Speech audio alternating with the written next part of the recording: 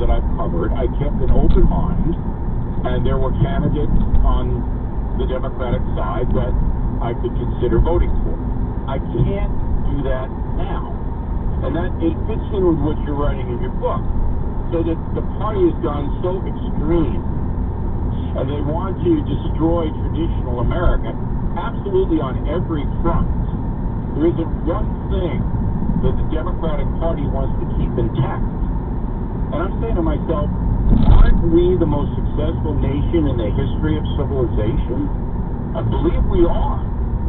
And you want to tear that all down on a theoretical basis and install socialism and trillions on climate change, and this is what you want to do?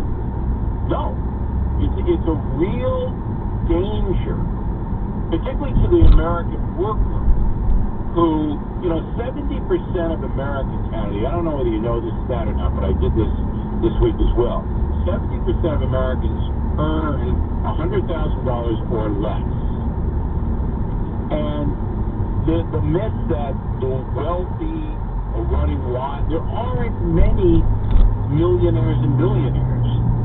Most of the folks are getting by all right. They have their nice luxury items, nice automobile, all of that. But if you allow the radical left to control the government, that vanishes. Everything is gone. And you're at their mercy. Do you really want to be at Nancy Pelosi's mercy? I mean, that's what it boils down to. Do you want them, Schumer, Pelosi, Bernie Sanders, Elizabeth Warren, do you want them running your life? Because that's what will happen. And so I can't, for the first time, keep an open mind about this election.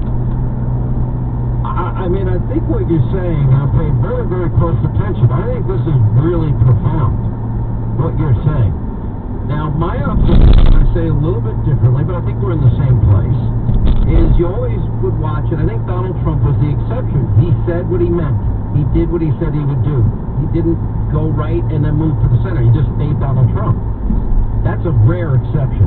That's why he's not a Trump creature, but it's historically, candidates appealed to their base in a primary, moved to the center for a general election.